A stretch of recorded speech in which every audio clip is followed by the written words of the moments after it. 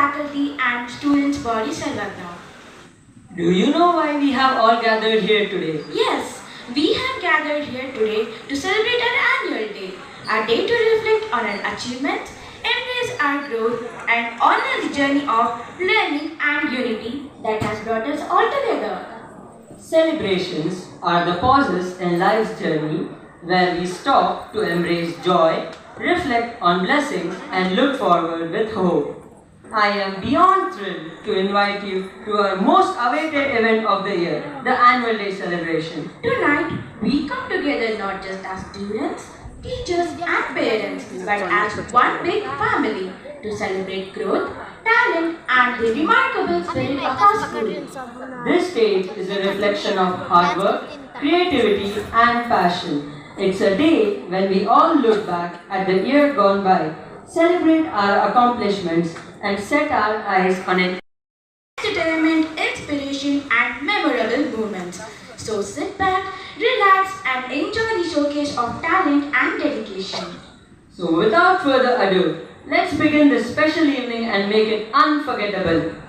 Music is divine way to tell beautiful poetic things to the heart.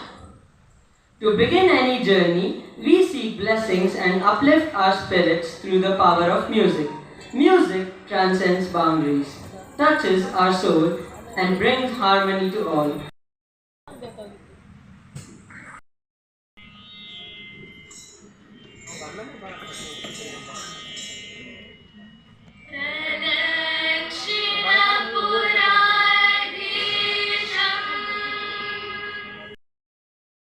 बोलो Hey guys, welcome back to our channel.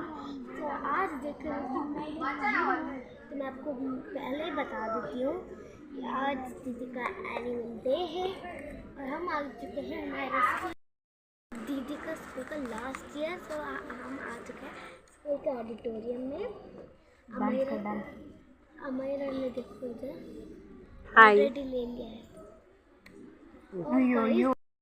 ಎಲ್ಲರಿಗೂ ನಮಸ್ಕಾರ. ಯಕ್ಷಗಾನ ಕರಾವಳಿ ಕರ್ನಾಟಕದ ಯಕ್ಷಗಾನವು ವಿಶ್ವಪ್ರಸಿದ್ಧವಾದ ಜನಪದ ಶಾಸ್ತ್ರೀಯ ಕಲೆ. ನೃತ್ಯ, ಸಂಗೀತ, ಹಾಡು, ಮಾತುಗಾರಿಕೆ ಮತ್ತು ವೇಷಭೂಷಣಗಳನ್ನು ಒಳಗೊಂಡ ಸ್ವತಂತ್ರವಾದ ಕಲೆ. ಯಕ್ಷಗಾನದಲ್ಲಿ ಪ್ರಸಂಗ, ಪಾತ್ರಧಾರಿಗಳು, ವೇಷಭೂಷಣ, ಭಾಗವತಿಕೆಯು ಪ್ರಮುಖ ಅಂಶಗಳಾಗಿವೆ. ಇದು ಜನಮನವನ್ನು ಸೂರೆಗೊಳ್ಳುವ ಕಲೆಯಾಗಿದೆ. ಕರಗವು ಕ್ಷತ್ರಿಯ ಜನಾಂಗದವರ ಸಾಂಪ್ರದಾಯಿಕ ನೃತ್ಯ. ಈ ಜನಾಂಗದವರು ದ್ರೌಪದಿಯನ್ನು ಕುಲದೇವತೆಯಾಗಿ ಆರಾಧಿಸುತ್ತಾರೆ. ಈ ನೃತ್ಯದಲ್ಲಿ ಕರಗವು ಲೋಹದ ಮಡಕೆಯಾಗಿದ್ದು ಅದರ ಮೇಲೆ ಎತ್ತರದ ಹೂವಿನ ಕಳಶವನ್ನಿಟ್ಟು ಕುಣಿಯುತ್ತಾರೆ. ವೀರಗಾಸೆಯು ಸಾಮೂಹಿಕ ಧಾರ್ಮಿಕ ವೀರನೃತ್ಯ. ಈ ನೃತ್ಯದಲ್ಲಿ ತಾಳ, ಶ್ರುತಿ, ಓಲಗ, ಕರಡೆ ವಾದ್ಯಗಳು ಬೆಳಕಾಗುತ್ತದೆ. ಇದನ್ನು ಸಾಮಾನ್ಯವಾಗಿ ಹಬ್ಬ, ಜಾತ್ರೆ, ದೇವರ ಮೆರವಣಿಗೆಗಳಲ್ಲಿ ಮಾಡುತ್ತಾರೆ. ಪಟದ ಕುಣಿತ ವೈಷ್ಣವ ಸಂಪ್ರದಾಯದ ಕುಣಿತಗಳಲ್ಲಿ ಒಂದು. ಇದು ದಕ್ಷಿಣ ಕರ್ನಾಟಕದ ಕೆಲವು ಜಿಲ್ಲೆಗಳಲ್ಲಿ ಮಾತ್ರ ಕಂಡುಬರುವುದು. ಕಲಾವಿದರು ಬಿದಿರಿನ ಕೋಲಿಗೆ ಬಣ್ಣದ ರೇಷ್ಮೆ ಜಾಲರಿ ಬಟ್ಟೆಯನ್ನು ಸುತ್ತಿ ಅಲಂಕಾರವನ್ನು ಮಾಡಿ ಅದನ್ನು ಹಿಡಿದು ಕುಣಿಯುತ್ತಾರೆ. ಸೋಮನ ಕುಣಿತ ಕರ್ನಾಟಕದಲ್ಲಿ ಬಹಳ ಜನಪ್ರಿಯವಾದ ಕುಣಿತ. ಬಣ್ಣದ ವಸ್ತುಗಳ ಅಲಂಕಾರದೊಂದಿಗೆ ರಾಕ್ಷಸನ ಮುಖವಾಡವನ್ನುಳ್ಳ ಸೋಮನ ಕುಣಿತ ದೇವಿಯ ಆರಾಧನೆಯ ಒಂದು ಅಂಗವಾಗಿದೆ. ಡೊಳ್ಳು ಕುಣಿತ ಜನಪದ ಕಲೆಗಳಲ್ಲಿ ಗಂಡು ಕಲೆ ಎನಿಸಿರುವ ಡೊಳ್ಳು ಜಾನಪದ ಕಲೆಗಳಲ್ಲಿ ಗಂಡು ಕಲೆ ಎನಿಸಿರುವ ಡೊಳ್ಳು ಕುಣಿತ ಪುರುಷರಿಗೆ ಮೀಸಲಾದ ಕಲೆ. ಡೊಳ್ಳು ಕುಣಿತ ತನ್ನ ವಿಶಿಷ್ಟವಾದ ನೃತ್ಯ ಶೈಲಿಗಳಿಂದ ಉಳಿದುಕೊಂಡು ಬಂದಿದೆ.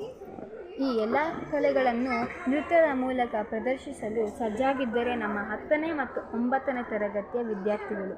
ನೋಡಿ ಆನಂದಿಸಿರಿ. ಧನ್ಯವಾದಗಳು. ನಾನು ದಾನಿಯಾ ಫೌಜ್ ಅಹಮದ್, 10ನೇ ತರಗತಿ ಬಿ ವಿಭಾಗದಿಂದ.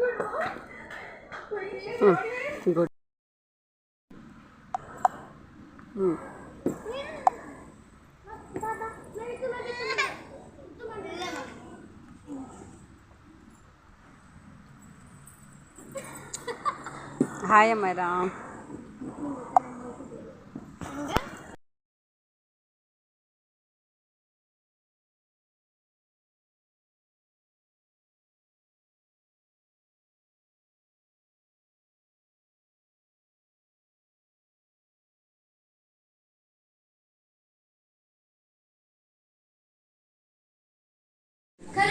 ಕರ್ನಾಟಕದ ಯಕ್ಷಗಾನವು ವಿಶ್ವಪ್ರಸಿದ್ಧವಾದ ಜನಪದ ಶಾಸ್ತ್ರೀಯ ಕಲೆ.